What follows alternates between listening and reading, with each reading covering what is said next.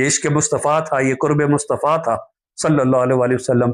جس کی وجہ سے یہ شاک لمحات آپ کے قلب پہ گزرے۔ بسم اللہ الرحمن الرحیم۔ لاکھوں کروڑوں درود و سلام آقا کریم صلی اللہ علیہ وسلم پر اور آپ کی آل پاک پر۔ السلام علیکم ناظرین۔ مکے میں ایک عام رواج تھا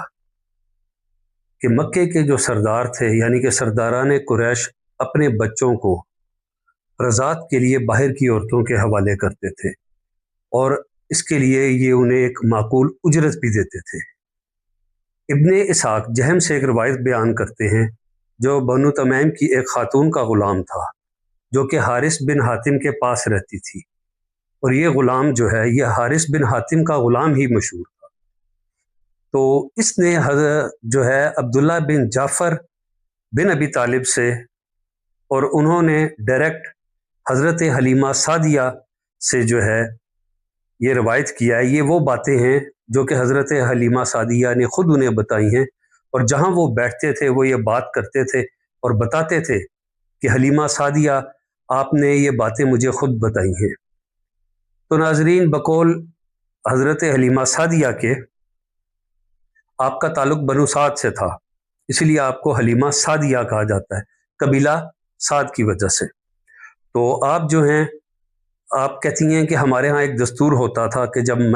مکہ شریف میں بچوں کی پیدائش ہوتی تھی، کچھ زیادہ بچوں کی، تو ہم فوراً وہاں پر جاتے تھے، خاص کر کے سرداران مکہ جو تھے ان کے، اور وہاں جا کر ان بچوں کو حاصل کرتے تھے اور رضاعت کی قیمت وصول کرتے تھے۔ اس سال بھی ایسا ہی ہوا، جب آپ سرکار صلی اللہ علیہ وسلم کا ظاہری جو ہے پیدائش اس دنیا میں ہوئی، آپ جلوہ گر ہوئے، تو حضرت حلیمہ سعدیہ کہتی ہیں میں اور باقی جو ہے بنو سعد کی عورتیں ہم اکٹھی ہو کر گئیں، اور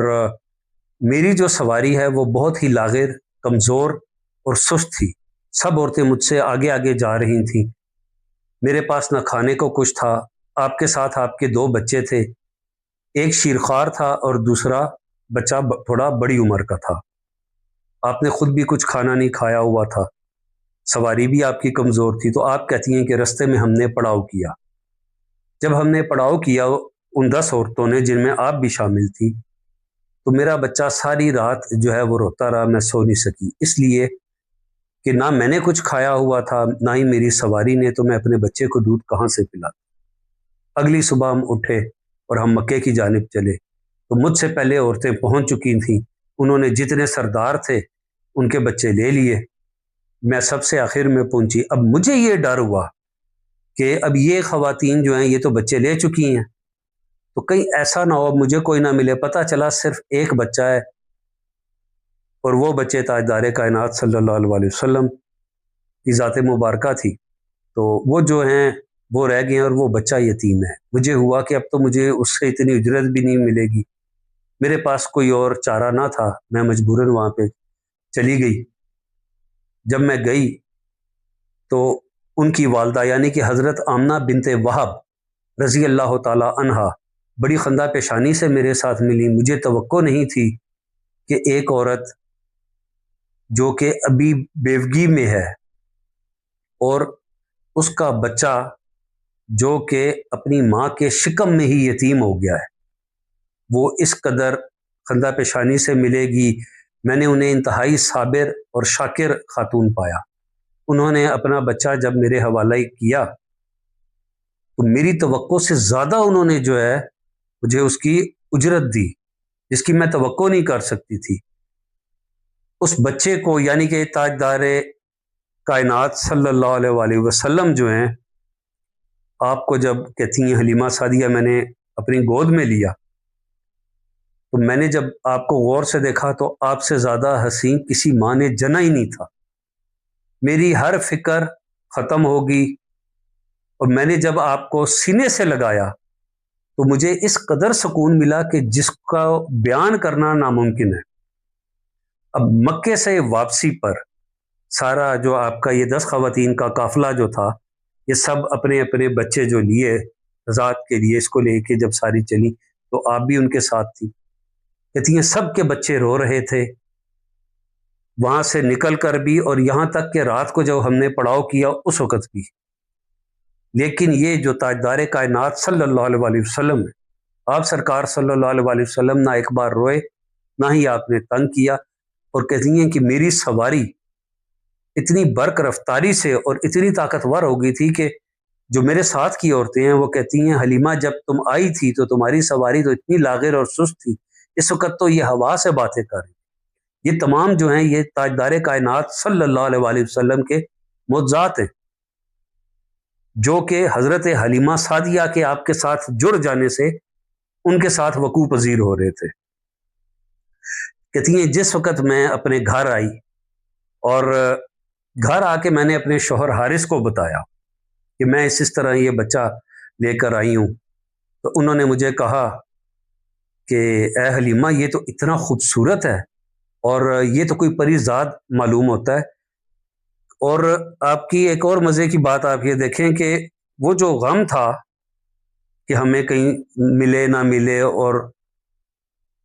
اجرت اگر ملی بھی تو کم ملے گی، کیونکہ جو دیر سے پہنچتا تھا اس کو بڑے سرداروں کے بچے نہیں ملتے تھے۔ لیکن جب حارث نے ان کو دیکھا تو کہتے ہیں کہ یہ تو مجھے لگتا ہے کہ ان غلمانوں میں سے ہے جن کے بارے میں نصرانی باتیں کرتے ہیں کہ وہ جنت میں ہوں گے، ہو نہ ہو مجھے تو یہ کوئی فرشتہ معلوم ہوتا ہے۔ حضرت حلیمہ سعدیہ کہتی ہیں کہ حارث نے مجھ سے ان کے خاندان کا پوچھا، میں نے جب انہیں خاندان بتایا تو حارث کہنے لگے یہ تو عرب کا سب سے جو ہے تکریم و عزت والا اور سب سے نامی گرامی گھرانہ ہے۔ تو بڑی ہی افسوس کی بات ہے کہ اس بچے کے والد اپنے علاقے سے، اپنے شہر سے یعنی کہ مکہ مکرمہ سے دور نوجوانی کی عمر میں وصال کر گئے۔ اس کا چہرہ دیکھ کر پتہ چلتا ہے کہ یہ بڑا ہو کر بہت ہی صاحب مرتبہ اور صاحب اقبال ہوگا، اور اس کے اثرات جو ہیں ان کی پیشانی پر یعنی کہ چہرہ انور پر آقا کریم صلی اللہ علیہ وسلم کے واضح۔ حضرت حلیمہ سعدیہ کہتی ہیں کہ آپ سرکار صلی اللہ علیہ وسلم کے میرے گھر میں تشریف آوری کے ساتھ ہی میرے پر برکتوں کا ظہور ہونا شروع ہو گیا۔ آپ فرماتی ہیں کہ میری پستانوں میں اتنا دودھ آ گیا کہ جس کا میں سوچ بھی نہیں سکتی تھی، اور آپ سرکار صلی اللہ علیہ وسلم آقا کریم علیہ الصلوۃ والسلام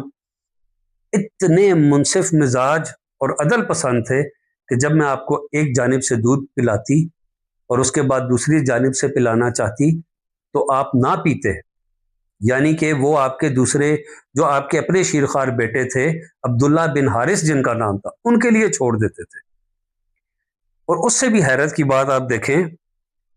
کہ آپ سرکار صلی اللہ علیہ وسلم کو جب حضرت حلیمہ سعدیہ دودھ پلاتی تو آپ کہتی ہیں کہ دودھ پلاتے وقت آپ کے بستر پر یا کپڑوں پر کسی بھی جگہ کسی قسم کا بولو براز کا نشان تو دور کی بات ہے، کوئی اثرات بھی نہیں ہوتے تھے کہ کہیں سے کوئی پتہ چل جائے۔ تو یہاں پر میں آپ کو ایک بات کہنا چاہوں گا، یہ بڑی ایک دلچسپ بات ہے اور میرے دل کو بڑی لگتی ہے، مجھے پسند بھی ہے۔ کیسے پتہ چلتا،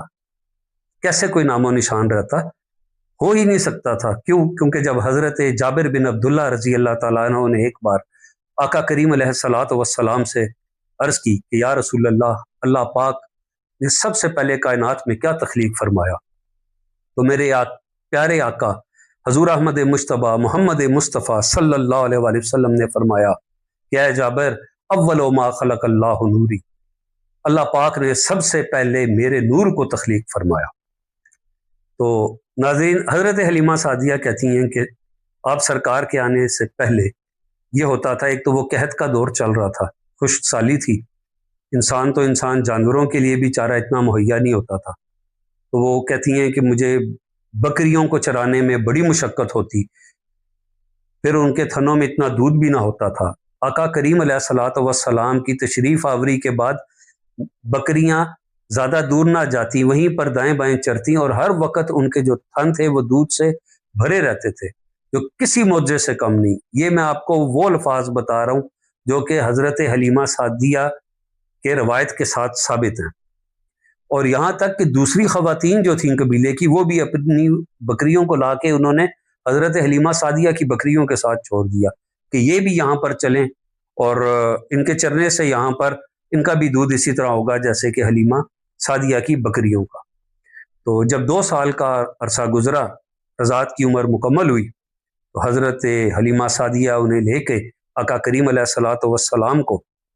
تو آپ مکہ تشریف لے آئیں حضرت آمنہ بنت وہب کے پاس، اور انہیں وہاں آقا کریم کو چھوڑنے تو آپ فرماتی ہیں کہ جدائی اور غم کے وہ لمحات میرے لیے اتنے شاق تھے کہ میرے آنسو رک نہیں رہے تھے، بے تحاشا آپ کے آنسو ٹپک رہے تھے، کیونکہ وہ آقا کریم علیہ الصلوۃ والسلام سے جدائی یعنی کہ آپ پہ بہت شاق گزر رہی تھی۔ تو حضرت بی بی آمنہ سلام اللہ علیہ نے پوچھا کہ کیا تم اس کو اور رکھنا چاہو گی، کیونکہ آپ کی حالت حضرت حلیمہ سعدیہ کی ایسی تھی۔ یہ عشق مصطفیٰ تھا، یہ قرب مصطفیٰ تھا صلی اللہ علیہ وسلم،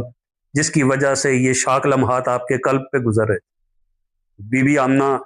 سلام اللہ علیہ نے فرمایا کہ اگر رکھنا چاہو تو رکھ لو۔ اس پر حضرت حلیمہ سعدیہ اتنی آپ فرماتی ہیں کہ میں خوش ہوئی، اور جب میں آقا کریم کو لے کے واپس پلٹی تو پہلے آپ کے آنے سے تو میرے گھر میں 4 چاند لگ گئے تھے، اب کی دفعہ جب آپ آئے تو اس عرصے میں میرے سارے قبیلے کے لیے اتنی خیر و برکت ہوئی کہ باعث رشک بن گیا۔ اور